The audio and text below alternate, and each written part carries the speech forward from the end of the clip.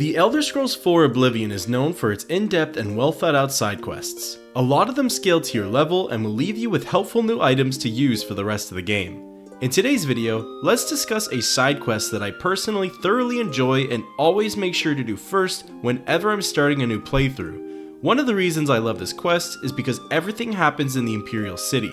You don't have to leave the walls of the capital and still get a good adventure. It's also a great introduction to the structuring and theme of how most side quests go.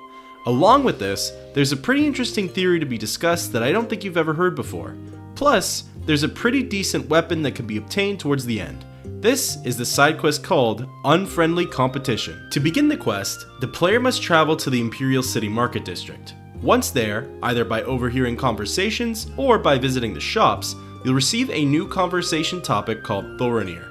The merchants to receive the necessary information from are Tertullian Varus from the Three Brothers Trade Goods, Claudette Peric from the Gilded Carafe, or Ogier Georic from the Main Ingredient. All of these merchants will tell you that Thoronir is selling merchandise and goods at an incredibly low cost and undercutting the rest of the merchants. They don't trust him and his wares and will tell you to go talk to Jensine at Jensine's Good as New Merchandise. By going to Jensine, she will tell you in more depth about how untrustworthy Thoronir and his catalog are. The other merchants in the city are so concerned with going out of business from his low markup prices that they even created a union of sorts called the Society of Concerned Merchants. Jensine then asks the player to look into the matter and speak directly with Thoronir. By going into the copious coin purse and talking to Thoronir, you'll note that he actually does have decent prices on his wares. For any class involved around charisma, the Imperial breeches can only be bought from Thoronir as they are a unique item and offer buffs to speechcraft, personality, and mercantile. The first impressions you get from Thoronir are that he's a little cocky and prideful, but there's nothing too off about him. When asked about his inventory, he'll respond with, "What about my inventory?" To which the player can ask where he gets it from. Thoronir will then comment back with, "Well, that would be a trade secret. I can't divulge how I pass the great savings on to you, now can I? Just like a baker revealing his best recipes, I must keep my sources anonymous or every merchant in town would use them. Suffice to say, they are quite reliable and low cost. That way, you walk out with a full coin purse." You can then accuse him of stealing his inventory, to which he gets angry and responds, "You have some nerve. Where do you come off accusing me of something you know nothing about? Now either buy something or get out." After de-escalating the situation, it's clear you'll learn nothing from confronting Thoronir, so the quest then leads the player to following him around after he closes up shop for the night. At 8 p.m, Thoronir will wander around Imperial City or drink at the Merchant's Inn for a few hours before making his way to one of the gardens located in the Market District. This is where he meets with a strange figure. Through eavesdropping on the dialogue, we learn that Thoronir is meeting with a Nord named Agarmir, who is seemingly his contact for the goods. They meet in secrecy and Agarmir tells Thoronir the next shipment is arriving sooner than later and to have the money ready. Thoronir is hesitant as he already has plenty of merchandise, most notably clothing, and that maybe he should skip out on the shipment. Agarmir threatens Thoronir by saying he'll take his business elsewhere or reveal to Jensine and the society about their little scheme. Thoronir gives in and agrees to take the next shipment of goods, and the two disband.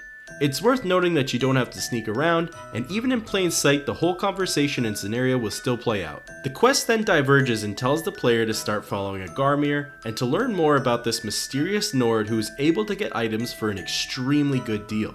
By tailing for long enough, he will eventually lead you to his home in the Talos Plaza district. The next steps are to break into Agarmir's house to find clues as to what's actually going on. You'll have to wait until he leaves his house in order for no one to catch you for breaking and entering. Once he leaves and you successfully pick the lock to get inside, you'll be led down into the basement, which you'll have to pick another lock to get into. After sifting through some weird tools like a shovel and various items that are already down there, you'll find a book on the table called the Macabre Manifest. Upon opening it, you'll see a list of recently deceased people throughout the different cities in Cyrodiil. Even stranger, it details the items they were buried with. By putting two and two together and connecting the dots, it's obvious that the cheap merchandise that Agarmir is able to get a hold of and then sell to Thoronir is actually a product of grave robbery. This makes sense as to why Thoronir mostly sells clothes and jewelry, and even has unique enchanted items that likely warriors or the more fortunate were buried with. As soon as the player gets wind of what's really going on, you'll immediately be directed to go confront Thoronir about the heinous and shady business dealings. Thoronir will then plead with you that he had no clue this was happening and that he wants to make amends for his part in everything. He promises to never meet with Agarmir again, and remembers that Agarmir was to be somewhere very important that night. He then remembers that it's the Trentius family mausoleum in the Green Emperor Way, and that the player should immediately go there to collect more evidence against the Nord. As a side note, I actually believe Thoronir is lying about his involvement and not knowing the origins of the merchandise. But that's a theory we'll get into later. The player then hastily makes their way to the gravesite and goes down inside the crypt. Once inside, you're met by Agarmir and his hired thug Rolgarel, who confront the player. He tells the player he knew we'd catch on and that he's already done us the luxury of digging at the graves, but not to take things out, instead, to put your dead body in.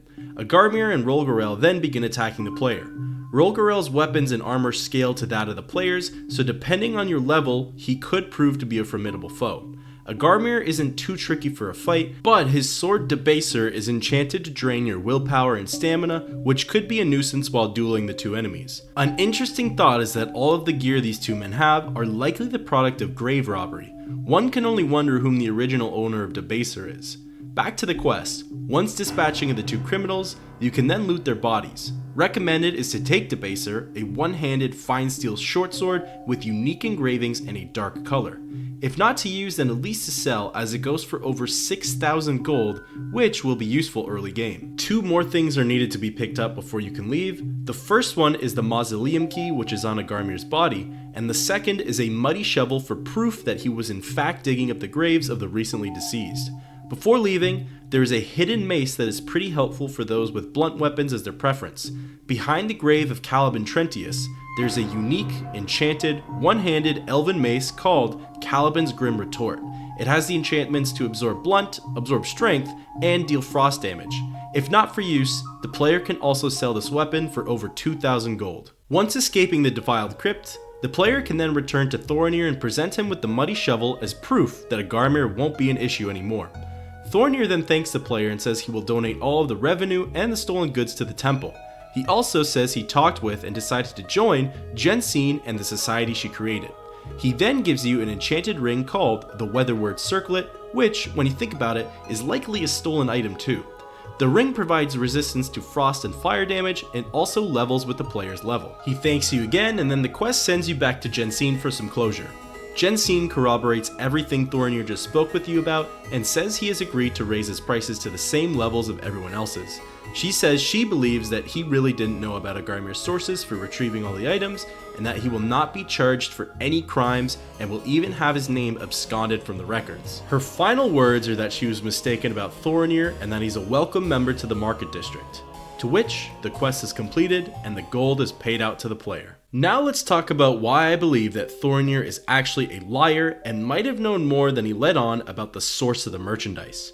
For starters, remember when we first asked him about his inventory and if it's stolen? Thoronir becomes extremely defensive and hostile with the player and even tells you to get out of his shop. Most innocent people who are accused or questioned about such a thing would either dismiss it as being so far-fetched or laugh thinking it's a joke. Thoronir lets his emotions run high while defending his shop, which could be a form of guilt or fear of getting caught. This again happens when even after showing the macabre manifest to Thoronir, he lets his feelings run wild, denies knowing what is going on, and again demands the player leaves. The next suspicion is that when you first interact with him, he mentions how smart he is and that he knows the right people, and that's why his prices are so low. Wouldn't a genius such as Thoronir think to stop to ask a supplier where all the items come from, or question as to why he's getting such a good deal from this mysterious man whom he likely just met, given that the copious coin purse is confirmed a new shop in town? There is the possibility that Agarmir just lied to Thoronir about where it all comes from, but surely for a man with such a self-proclaimed high IQ, red flags should be going off in his mind. The next suspicion is that when told to go and find evidence about Agarmir by Thoronir, he happens to know exactly where Agarmir is, which is the mausoleum. This leads me to believe that Thoronir not only knew where he would be that night, but also what he was up to with robbing the recently deceased. Remember the conversation we eavesdropped on when Agarmir said the next shipment would be sooner than expected? By again connecting some pretty obvious dots, Thoronir should have known that the crypt which Agarmir was visiting was in fact the supply for the next shipment he was going to receive.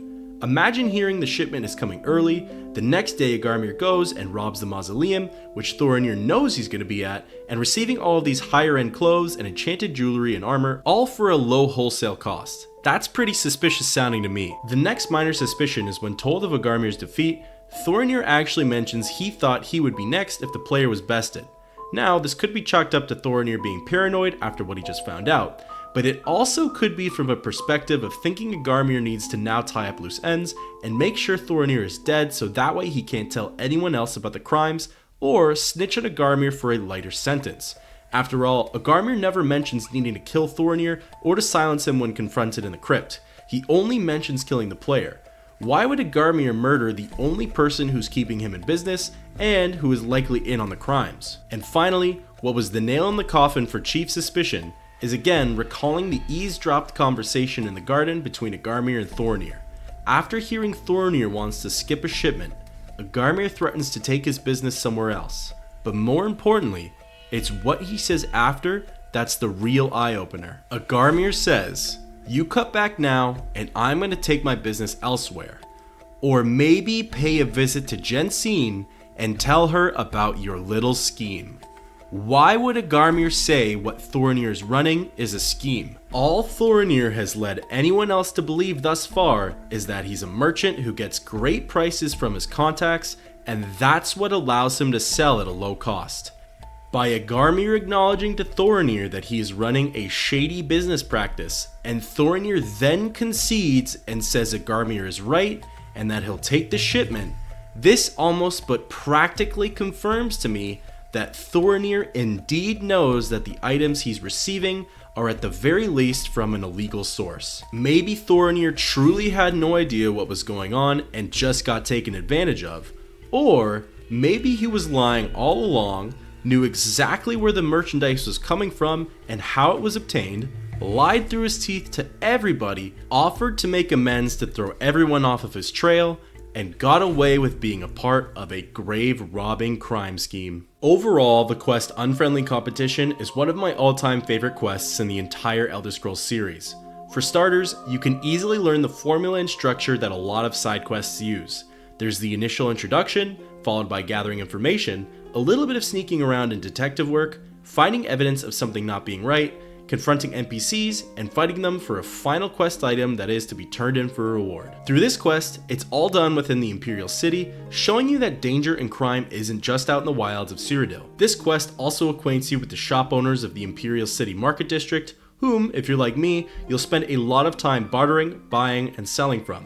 Finally, this quest gives you the opportunity to receive 3 enchanted items and quite a bit of gold.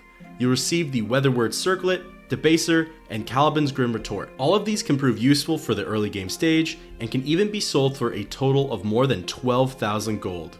This is on top of the other loot you'll receive throughout this process, and the reward Jensine gives you. Unfriendly Competition is a perfect example that not every quest is as it seems, and even by looking a little closer in between the lines, there are unexpected twists and turns everywhere.